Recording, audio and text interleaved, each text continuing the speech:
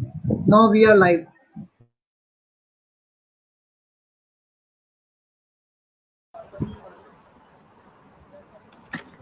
We're live now. Assalamu alaikum everyone. I hope you're all doing well. This is Mary Jamshid, CEO of KSOL AI Solutions, and we have a really special guest with us today. A 15 years old, young, and multi-talented and vibrant personality and IT expert with us.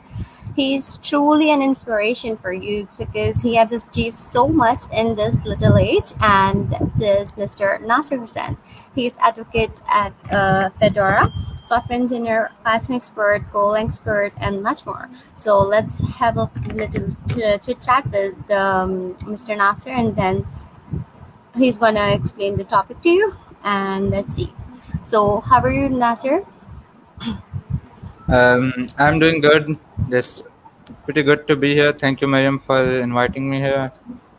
Thank you so much for joining us, Mr. Nasser. I hope that we will learn a lot from you because you're an inspiration for our youth. So, can you please explain your topic and what you're going to talk about today? So it's more about the origins of Golang, and as you can see, Go language was started out in Google in around 2007 when there was a C++ build which was taking a lot of build time, and then the three creators. So it would be more about we wouldn't go that much into the practical implementation of Go, but it would be more focused towards the theory behind Go and what makes Go so Mm-hmm. awesome, because what are the features and how those features were derived and how you can contribute to Go and everything. So it would be more on that rather than the practical implementation. Okay, I think that most of the people don't know, really are not aware about this. So, I hope कि आप बिल्कुल उनको basics से इसके origins सिखाएंगे. तो I know कि हमारा जो topic है that's also origins of Go, right? Yeah. Yeah. So please continue, Mr. Nasser. So let me just share my screen here. Let's see. So yeah. So uh, can you guys kindly like mute your mic if you can? I see there's a Yes, yes. disturbance in the voice. Yeah. Now it sounds good. So the topic for today is origins of Golang, and a little short note about me. I'm a contributor and an advocate from Pakistan for Fedora project, and other than that, I work as an engineering intern at Ticket, and basically. I mostly work on Python and Golang. So Python is the scripting language at hand that I use, and I'm mostly working on Golang nowadays. So the topic for today is origins of Golang. It's not. We wouldn't be going towards the practical implementation or creating the Hello World program in Go, because I guess you can do that, and I have some links at the end where you can get started with the writing Go itself. But this talk would help you build the context and like how Go was made and what are the ancestors and what features and how the language came to Go. So let's start with that. So first of all, it's like building the context. So if you could see those languages that we are using in today's time and today's world, it's more about we see all of those languages are unifying into one language, because not all of those, but a major set of those widely adapted languages, because as we are losing the simplicity and that simplicity aspect of languages. That's one thing that Go specifically focuses on a lot, and it has like a really minor set of features. So it's not more about features and all that, but it's like more focusing on the simplicity of the language, and that's so. Uh, First of all, let's get to know that what this talk is not about. So I guess I've talked about that, and we wouldn't be having much of a practical implementation. Also, have some uh, mm, you could say code snippets that I have included in the slides. So let's start. So first of all, is the creators of Golang.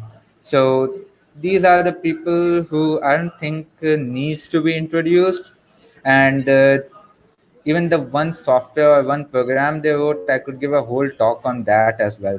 So if we could take Ken Thompson's one program, that could be the Unix philosophy or the grep tool, anyone could give a whole talk on that. So, and then Rob Pike with his concurrency, new squeak, and everything, and then Robert Griswomer. So these guys don't need any sort of introduction. For those of you who aren't that much of a technical people, uh, we can introduce them to you then. So Ken Thompson. So he's one of the major contributors or the major creators behind the Unix philosophy. So, as most of you don't know much about Unix, it was a operating system which was introduced in the early 1970s or 1980s or 1970s at that time. Uh, it was more about, and that was ported to Plan 9, and which was rewritten in C again. And which was like Unix was written in C after porting. And Ken Thompson also wrote the B programming language, which further on became a source for Dennis Ritchie to write the C programming language, and which is like used almost everywhere and most of the places, and also serves as an ancestor for a lot of languages. He's also the early developers of the Plan 9 operating system, and has his contributions in the Plan 9 kernel, and some excellent tool that he wrote, grep. It matches, it's a pattern matching tool where you could write. So we would be talking about grep in a little bit more about grep with Unix pipes and everything in later, but just think of grep as a pattern matching tool which Ken Thompson derived from an editor named Ed, and he wrote that in about 8 hours. And I remember the story told by Brian Kernighan. He told that he told his students to write a program like grep from Ed, because at that time Ed was around 1000 lines of code, and he asked them to write grep from that program. And they had all of those ideas that what grep was, and Ken Thompson didn't knew, but also he was able to write that, and they knew everything like what grep should look like, and none of them were able to write that, and Professor Brian gave them a whole week to write that. So Ken Thompson literally wrote that thing in 8 hours, around 8 hours or a day. So all those had all of those ideas and what to do, but the only disadvantage was none of them were Ken Thompson. And so this is way back in 1970s and 1990s, but as we come into the future, it's in 2007 and 9. Now Ken is like retired, but in 2007 he is one of the initial creators of Golang. And a little like each of these topics could be a topic for a whole another talk. So let's go to the next one, and that is Rob Pike. So Rob Pike is more on the concurrency and parallel concurrency design and architecture, that sort of thing. And he is some of his major contributions are he wrote the UTF-8 encoding scheme. He was also at Bell Labs. Ken Thompson was also from Bell Labs. He was a member of the Unix team initially here, and on the Plan 9 side, if I remember it right, yeah, he wrote the first. He wrote the first, not the first, but the window manager for Plan 9 operating system, and the editor Acme, which I guess Go is also ported on Plan 9. So if any of you are Plan 9 users, you know like what Acme is like. Was also, and he had major contributions in the Rio window system, window manager as well, and some of his contributions on the language design and implementation side. So he also wrote new squeak, which was derived from squeak language, which was used in the and Newspeak has its own like concurrency built in concurrency implementation, and then which further on became Limbo with two other authors of the language, and then in future Rob still works on Golang. I haven't seen much of his implementations nowadays, but he reviews the code which goes into the Golang project itself. And he's at OSCON, if I remember it right, the picture that I got here. So it's from OSCON, and he's wearing a Golf t-shirt, Gopher. And the third one. So Robert Giesemer uh, wrote a lot of amazing amazing things like Sozel, which was a language which started out in 2010 inside Google, but it's not widely used nowadays. But it has its implementations at places. And if we go way back, he also wrote the Hotspot Java virtual machine. He was one of the major uh, creators and major writers of the Java Hotspot virtual machine. It was like a derivation of JVM. Also worked on the Strong Talk system, which we are going to talk about later. So, and he's also a major contributor to Google's V8 JavaScript engine. So, as most of we know, that V8 is literally everywhere on web and on browsers where JavaScript is used. So he has like his contributions there as well, and he was a major contributor in Chubby language as well, and then now he works at Golang. So if you can see, all of these creators have their own mindsets and have a different perspective of thinking. Like if we go way back, Ken Thompson is more about the Unix philosophy, and uh, it's more Ken Thompson is Ken Thompson. So he has like and then we have Rob Pike, who's from UTF-8, which is the encoding scheme used by Go. So you can write Go code in different languages, but those keywords are defined in English. So you can't write those keywords in English, but you can pass the UTF-8 encoded text in Golang, and it would work fine without blocking.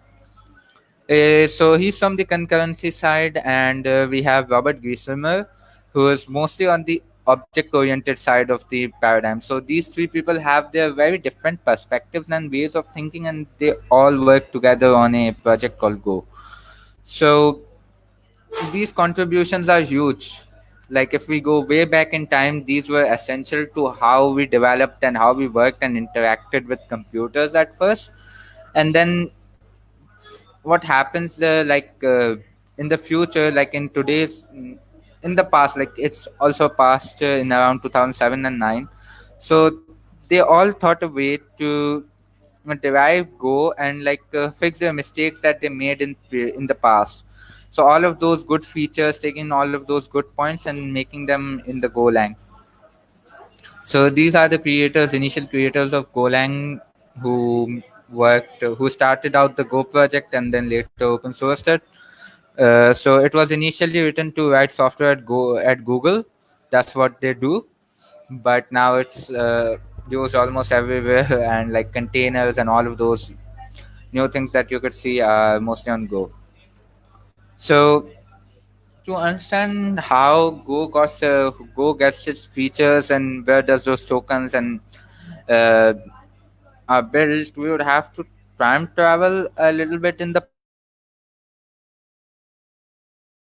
So if we go way back in time in 1960s and 1976, so we have a major language which was introduced, and that was Algol, which was a way to interact with computers. And then Algol W was derived from Algol, and then Pascal was introduced from Algol W. And at the same time, there was another branch of Algol, which was derived from Algol, but that became the combined programming language.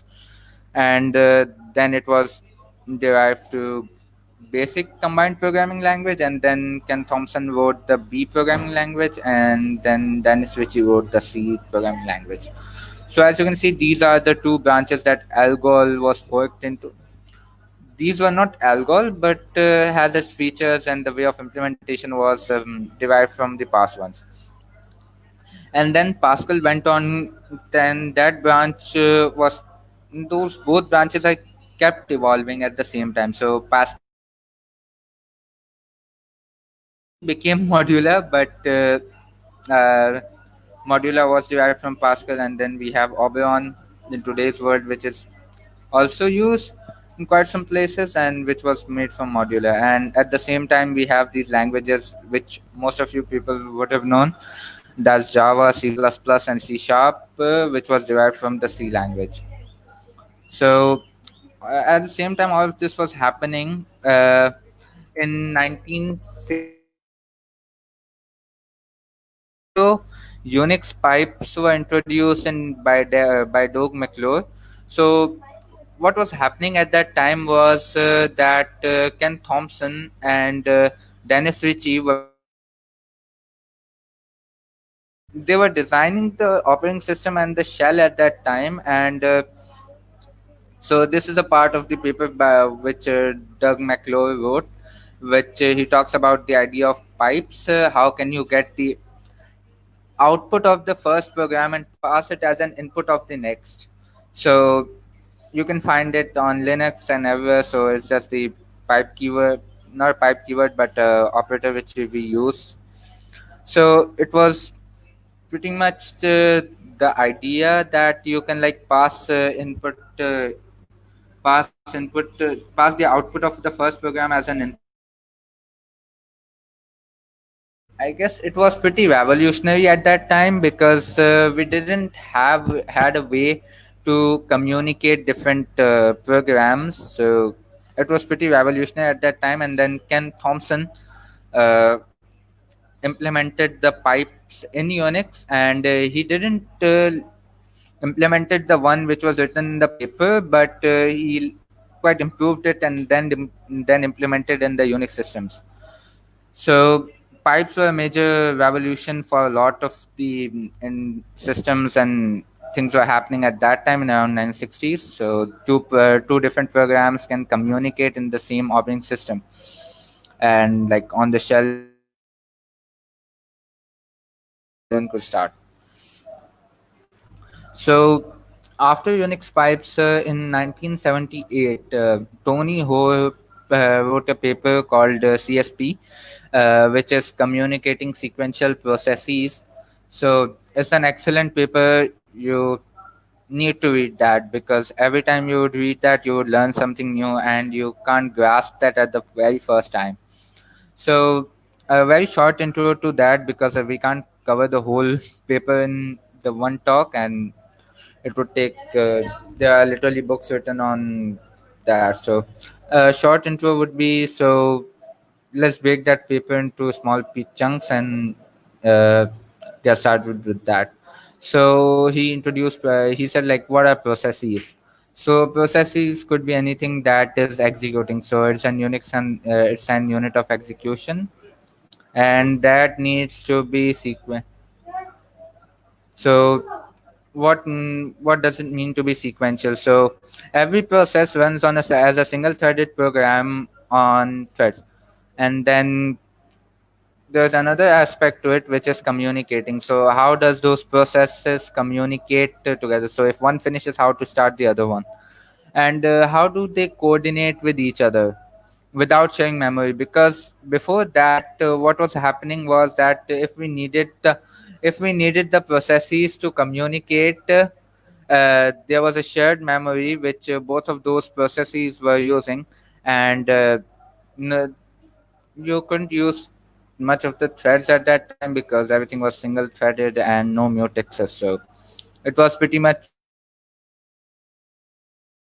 and then CSP then helped derived Erlang, which is like widely used nowadays as well, and Ocan, and then Newsquik. Like Newsquik has its grounds which Rob Pike wrote in CSP. So without this paper, I think Newsquik would have been possible. And then Newsquik went on to become the ALF, and then Limbo, which was co-written by Rob Pike. So this is what communicating sequential processes is. You have processes which are units of executions. They run as single threaded programs. And how can you make them communicate? So how those two single processes running on single threads can communicate without sharing memory? And the concept of threads and mutexes was not much known at that time. So let's build it all together. So as you can see, we have these branches coming in. Like everything started with the A language, and then the basic program command programming language, and then the B language, and then the C. Then at the same time, Algol was also derived by Algol W and Pascal. And then at the same after that, after some time, when the CSP paper was written by Tony Hoare, Rob Pike went on to introduce concurrency in the Squeak language and wrote another one called Newspeak, which was then derived by Aleph and then Limbo. So these are some of the ancestors of Golang, which uh, has its concepts in Go still now. So as you can see, these are the languages from 1970s and 60s. And there was a comment in Hacker News at news.ycombinator.com in 2016 that wrote that Go is a language stuck in 70s. So nothing could be farther from the truth, because Go is much of a simpler language and uses all of those good features from the past, and we are like getting the best out of them and implemented them in the Go in the Golang. So once old in the new again. So Go is pretty new, and this is a chart that I got from the Legacy of Go, which was a keynote at the at the GopherCon.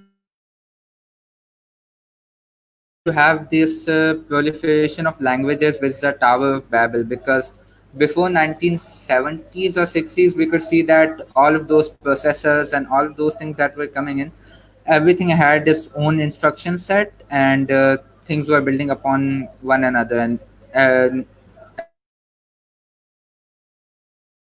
its instruction set. So there was not no porting available at that time, but there were new languages with similar features introduced for different instruction sets. And after that, we have the standardization of languages like C++, C Sharp, and Java. So they are really fast. They get compiled and they run. They have they are portable, and they are pretty much complex, and it's a little unfriendly to write as a developer in C++, C Sharp, and Java. These are excellent languages, but like you would always have to think which type of memory used, and what data. And after that, we have a revolution of scripting languages like PHP, Ruby, JavaScript, Python, which are slow, which are slower than the compiled ones. Those are unsafe because there's not much of a type safety available in most of the widely used scripting languages, and those are really deaf friendly. So you can easily write the structure of programs on scripting languages pretty easily. And then in 2009-7 we have Google's Golang, which is restorative, which is taking all of those good things from the past and bringing it together in one language. So Go is fast, Go is safe, Go is deaf friendly. So you can see like it's taking fast from is compiled, Go is compiled, so it's fast, is safe, and it has like pretty good type safety system in Go, which is pretty much complex at the back, but when you're writing Go, it just feels simple, and that's definitely thanks to its simplicity. So these are the whole things that Go got from its ancestors. And let's see what. So, if we go back in time, there was a language called Oberon, and the structure of programming which Golang got is from Oberon. So, if you can see in Oberon, we say there's a module named Hello, and we are importing out with the library, and then we have those begin, which and out sends a string Hello World, and which is then printed on the shell or whatever wherever the compiler is being compiled and the program is executed. And in Golang, you could see that we have that similar programming structure. We have the package main, and then we are importing the format library, and we have a function main here, and we are printing a line named hello world here. So as you can see, the tokens that we have here, the structure is similar to Oberon, but the syntax type we are using is from the C. So let's see. So declaration structure is similar to Oberon as well. So Go has another really cool feature which is constant. So which are numbers that could be float, double, or anything. But constants are numbers. They are not integers, they are not floats, but they feel like pretty simple numbers. So you can write constant. And then we have types here in Oberon, which is here is defining my string, which is an array of 32 bytes of character, and we are defining the same here. It's a of type string here, and here's a declaration of a variable which is my string. So here you declared the type as a string, and the types there, and then here you are declaring the variable of the type my string. And here's a procedure, mm, which is also known as functions in the modern world, who are from the C background. So you start as a procedure which is squared, which takes x as an x as an input, which is an integer, and returns an integer. So you begin the execution, it returns x squared, and it's ending here. So and then here's a variable c is an integer of 1 and 2. So in the Go side here, you can see that we are declaring a constant, which is a number, which is n and consists of 42. And then at the same time, we are declaring the type myString, which is a string. And here's a variable named s as myString, which is of type myString. And then we have also known as procedures in Oberon, so which takes x an integer, but returns the x as square. And here you are declaring y variable b and c as an integer, and you can declare them both together, like b would be 1 and c would be 2, and both of them are integers. So Go is obey on, but not the way it's implemented, but the structure is similar to Oberon using the C tokens. So you use these curly braces instead of begin and end, plus plus and minus minus, instead of built-in increments and decrements, because Go has the UTF-8 encoding schema adapted. So why not? You can write Japanese in Go or Korean as well. So as long as that's in the UTF-8 paradigm. Not equals to u is used instead of the hash. Modular modulo key, the mod keyword isn't used, but this the sign of mod, and or so it's like more of the C tokens. There's an or token of C which can be used on and then we have those arrays which is designed by this keyword, and the array keywords are used. So at the same time, we have struct, which is similar to record, which you can use in the future as a structure. And here's a pointer to pointer to mm, keyword, which is in Oberon you have to write pointer to, and in C or the languages that uses C tokens you can write it this way. So uh, that was how Go used to work on. That was about Go's programming structure. Now it's concurrency. So Go's concurrency model is derived from Newspeak, as Rob Pike was the founder of Newspeak and is a contributor of the Golang project and the creator of the Golang project. So Newspeak was a research language. It made the concurrency in Squeak practical. It was syntactically like C, so C tokens were there as well. It was like CSP but introduced channels which can be used as communication between different processes. So here's how you can create the simple concurrent system in Go. So in Newsquick, you are using the meth keyword to create a channel of an integer, uh, and here's a channel which is receiving one, and here's send. So here is a channel which is declared here, and then we are initializing it by with one. So it is sending one into C, and X is waiting until C has a value in it. So C here is receiving, and then you can begin the function fx. So this function in Newsquick would be what we call you fork or a sub process, mathematically speaking. In Go, it's similar. Here you have the make keyword, which can be used to initialize channels, and here's the channel. Here we are sending one into the channel C, and in X we are receiving the C channel. And so to implement concurrency in Go, it's pretty simple. It's just three keystrokes. So Go space, and then that function is running concurrently and as a sub process to the other process. So it just forks out of the main process, and it's running concurrently on a Go routine. So we won't be going much deeper on the concurrency type and everything on Go, but this is like there are two to three things more which you can do with concurrency here in Go, but this is the most simpler you can get. So we covered the two features of Golang. The first one was programming structure, the second one was concurrency, and the third one is object orientedness. So a lot of people think that Go doesn't have much of a OOP system alive because we don't have classes and all that things here in Go.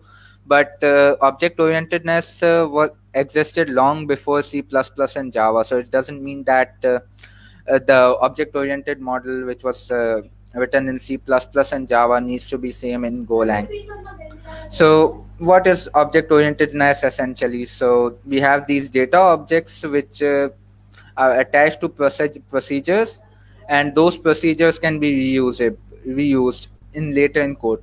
So here's a uh, code snippet of an interface in Go, which is a type called point, and which has x as a int, and then y, and then it moves int, and then it calls the point, and it has the equal function which takes in the point and returns in the boolean. So before this implementation in 1989, there was a paper that was published which is called Interfaces for Strongly Typed Object-Oriented Programming Languages, which has the similar introduction which the Go team didn't knew about before, but someone like this pointed out that this system was also hypothetically introduced in that paper.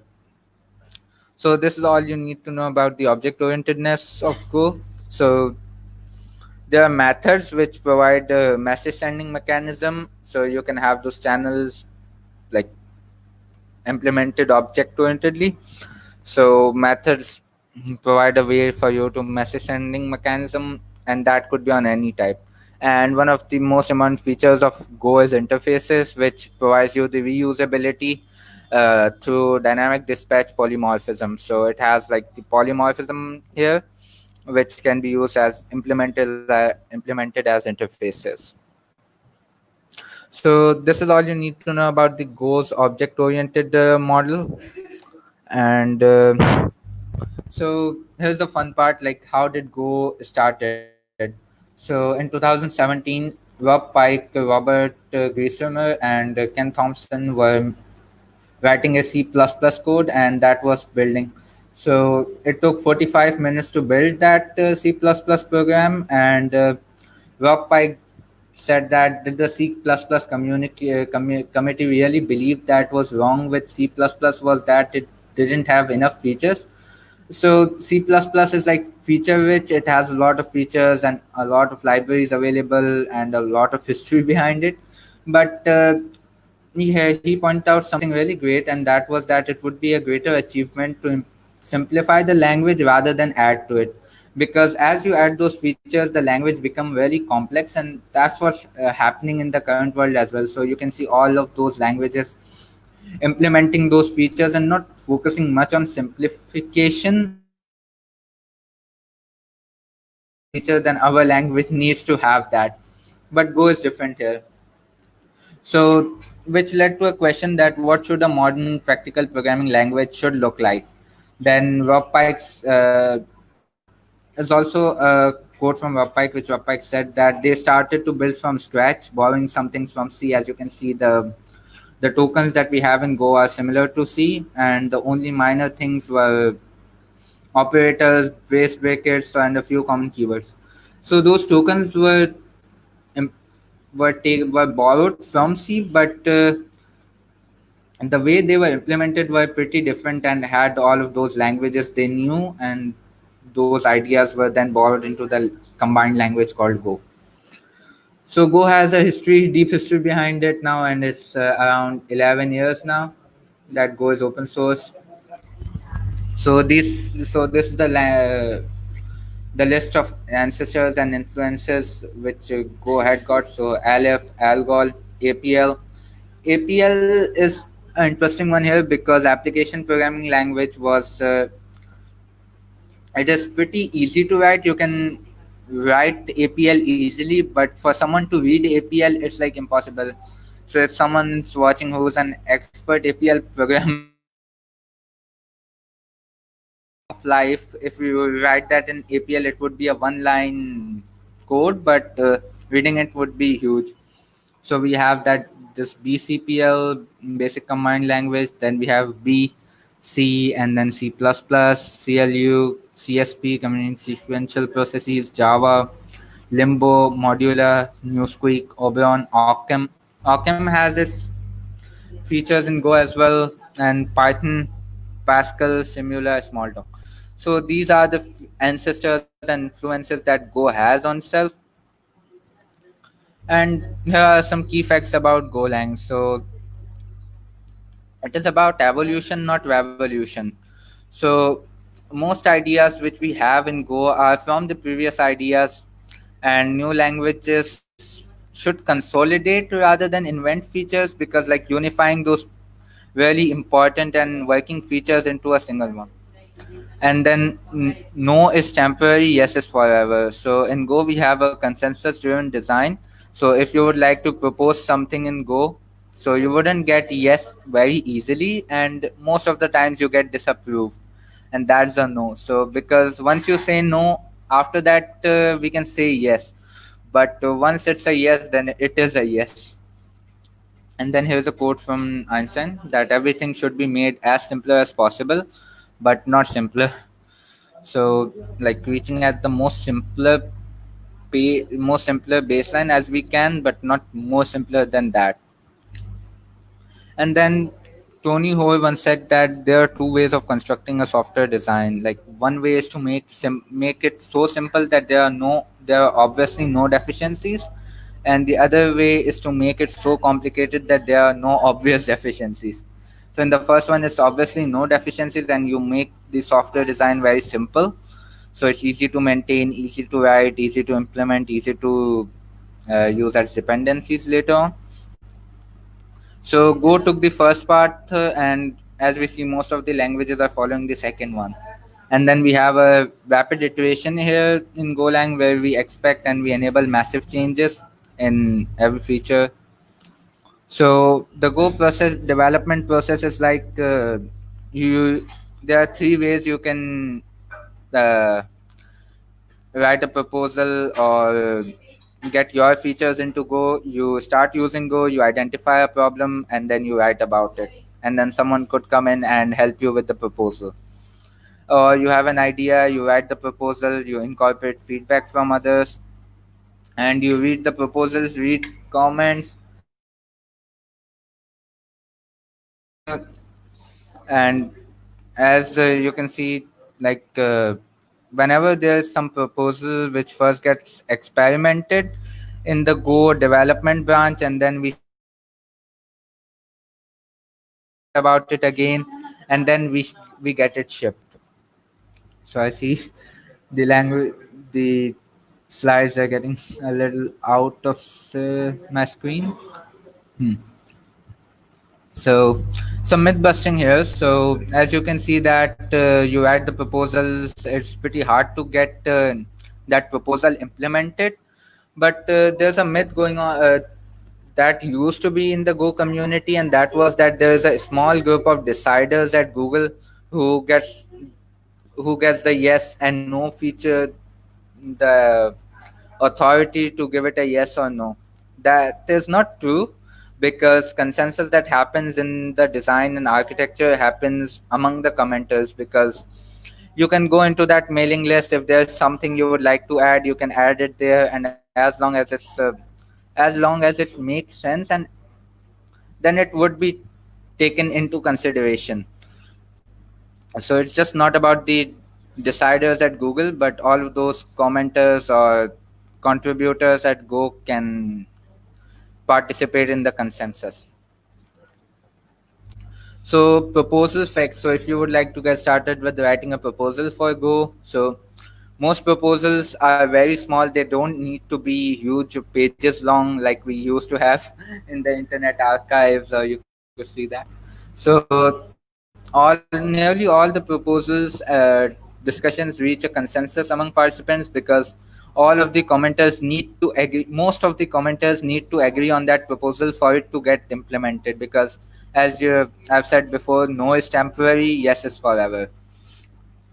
And then the committee that we have around in the proposal review team is more about gardening rather than like proposing the ideas themselves. So they maintain that infrastructure and that compatibility among the commenters and take care of the community and stuff. So that's what the Go proposal committee does. So changes happen pretty slowly here, because the Go also focuses on compatibility along with the simplicity on. Uh, so changes needs to be implemented very slowly and widely adapted, because we need to ensure that Go 1.9 is compatible with the future versions. So we're at the end of the talk here, and I would like to talk about some major milestones over the past years. So in 2009, Go was open sourced, which was started out in Go in 2007, and in Go in 2009 it was on Mercurial or Subversion, if I remember it right.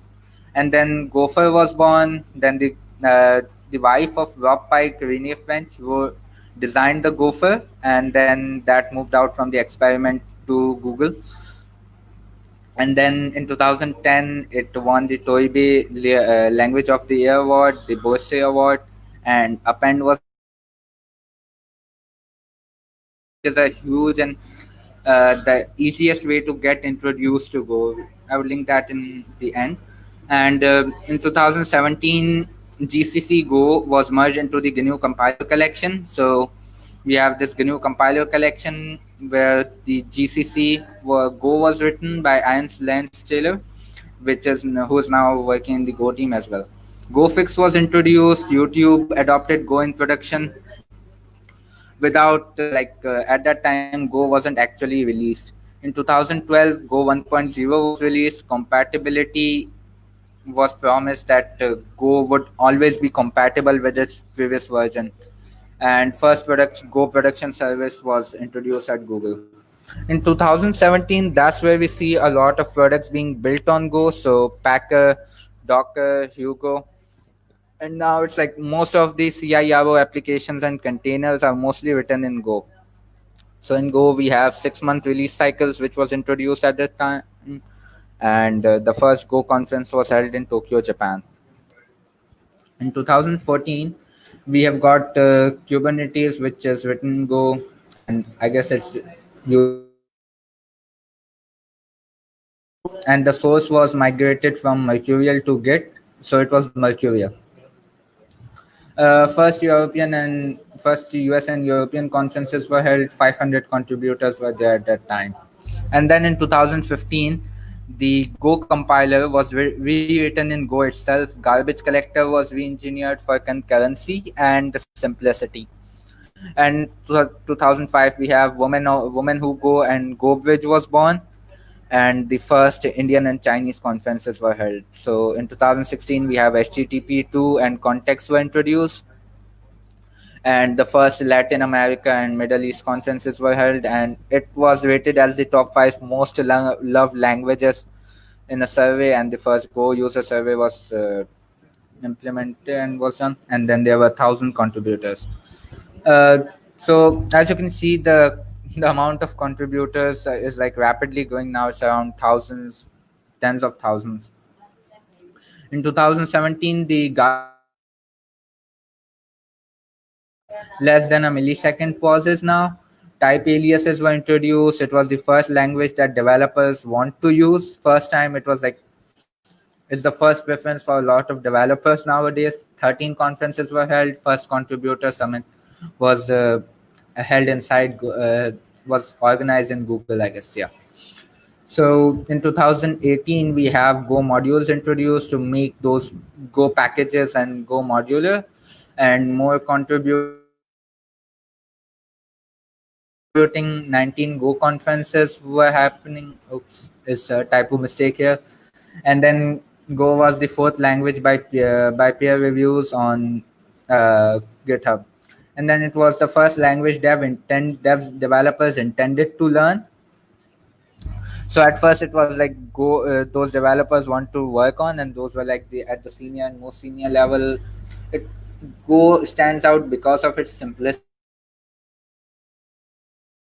In 2018, most of the new developers wanted to learn Go, and that was pretty awesome because of the outreach work that's happening in Go. Because, like, if I'm talking about and advocating for Go here, so that means that a lot of people are working on. All of you are listening. That makes Go really successful, and that tells us that a lot of people are wanting to learn, are intending to learn Golang, and that's what makes it so successful.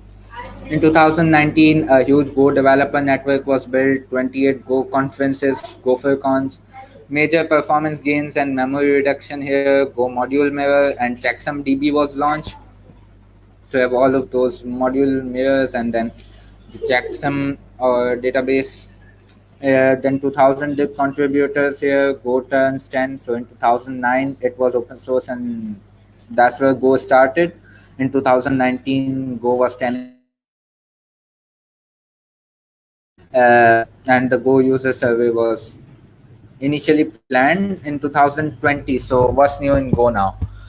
Modules support in is now like in 2019 the module support wasn't much for the production use, but now it's like pretty much great for the production use as well.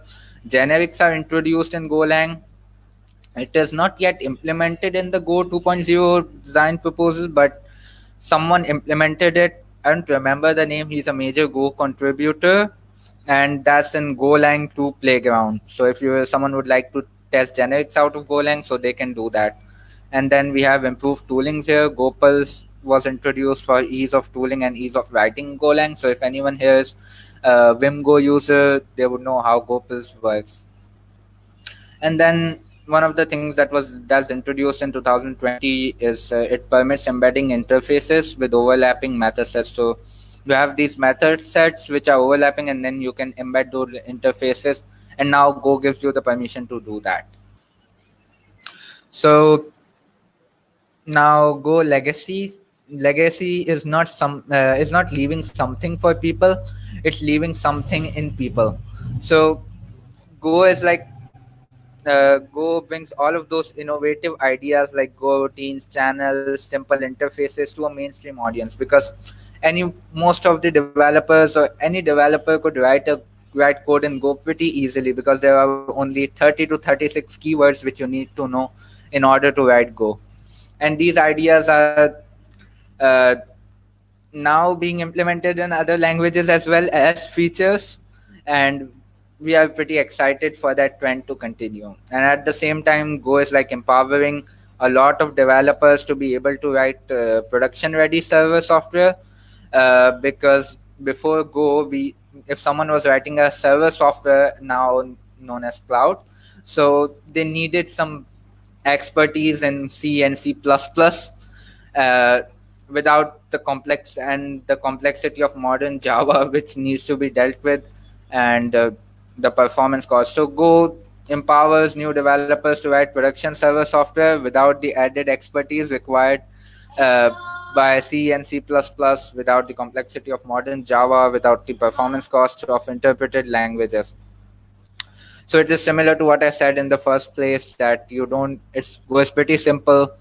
Go Go in itself is pretty complex, but writing it feels pretty simple. I've worked on Go. I know it's complex, but it doesn't feel like it's complex, and you don't have to sacrifice on the performance cost as well. It's dev friendly, and when a language, we had this concept that when a language is dev friendly, it has to have some performance cost or some issues with that. But Go takes care of that as well. So if anyone want to get started with Go, so here I have the tour.golang.org. So you can get started with the tour.golang.org. So just the way here is hello, and it's in Japanese, or yeah, it's in Japanese. Hello world written in Japanese. So it supports UTF-8, so you can use this as well. And then we have this Go Time FM podcast, which I am a contributor of as well. I contribute to the transcripts of it. And Go by Example is another excellent site. There's a Golang blog which you can read. There's women who go. So we are like, the Go community is also focusing on empowering women to work on Go as well. We have the Go First Slack channel and Women Who Go channel. So thank you. This is all from my side. If someone has any questions, and if someone wants to reach out to me, I am on Nasir HM as on IRC Internet Relay Chat on Freenode, so you can find me in the Fedora channels, and it's Nasir HM on Freenode, and on Twitter it's Nasir underscore Nasir HM underscore on Twitter. So this is all from my side. So any questions if we have any? So we're good. Yes, Nasir, we have some questions here. I think that I should read it out to you. I don't know that you can see it or not. So there's one question that if I already know Python language, then should I go for other languages as well? Uh, can you? I just missed that question. Can you kindly repeat it? Okay, Mr. Shahroz Ahmed is asking that if I Mhm. already know Python language, then should I go for other languages? Like, should he learn other languages along Python, or is Python enough? That's what he means. Let me help you out, and that is uh, the thing you need to know is where you want to implement that language, because there are some use cases where Go wouldn't be the language you should use. So that depends on the problem statement. So if you want to work on something where execution cost doesn't really matter, which matters at a lot of places, but you are working at some place where process execution and all that stuff doesn't matter, you can go with Python. Python is a great language. I work on it as well. I use Python at work, and Python is pretty good. But at the same time, you need to know where, what's the reason you are using Python, or what's the reason, or what's the problem statement. That depends on the problem statement to what type of language or which language you should use. So Python is a good one, and always explore different things and try out different problem statements which excites you. So you would automatically come across different languages. Python is good. All right. So next question is that which language is the easiest, Python, C, or Go? Uh, this is this is a good one. So Python is an interpreted language which is developer friendly, and it is interpreted, and it has its problems as execution. It is slow in execution. So that's what Python is. And then we have C. C lang is pretty strong. It's strongly typed, but at the same time, it is not very developer friendly. So C is not something you should get started with if you are a complete beginner. And Go is like the mix of both worlds. So yeah, as you can see, Go is inspired by Python and takes some of those features as well. So it is pretty similar to tokens. So if you know how to use Go, and Go pretty much introduces you to all of that concurrency and pointers and all of that, which a lot of C beginners struggle with at first. So Go could be a really great starting point. I remember a talk at GopherCon in around 2014. Yeah, so it was by a, a lady. I can't remember her name, but Go was her first programming language. So she was a lawyer at first, and then she moved on the programming side, and Go was her first language. And she concluded in a way that Go has enabled her to learn different languages. So she can learn Rust now if she wants to work on systems programming, if she wants to work on something else, data science or anything. Go has a pretty much good support on and tools on data science as well. But it's like Go can help you a lot here. So you you can start with almost any language, but Go is pretty simple. So I would recommend starting out with Go, and it has a really awesome tour of Go. So I'm both sharing the link here as well. It's on my slides. So if someone, I will link the slides in the end. So Go is Okay. it. All right. So, what language did you started with? You started with what language was that? Like when you started learning IT or the programming thing. So, what was the first language you learned? So I was talking to Wajahat Karim earlier before this session. He's a GDE of Android from Pakistan, Google developer expert. So we were talking about languages, and we talked about Action Script, which is which was used in Flash scripting. So sorry, not ACMA script, but Action Script was the first scripting language that I used, and after that it was Visual Basic 6.0. So those are, and now it's not widely used at any place because it's still Flash is used for a lot of things on browser apps and stuff, but I don't see a lot of use cases for VB 6.0 in today's world. So Okay. it was really. Do you have any option to just see the comments here or not? I don't know that whether you can see the comments or questions. Okay, so I'm gonna read it out to Uh, you, Nasir. And the next question is: in what kind of applications we use Go, and in front end and back end, or in software development? so Golang is like initially it started out as a systems programming language, and that was a mistake which is widely accepted by the Go community, that it is not a systems programming language but a servers programming language.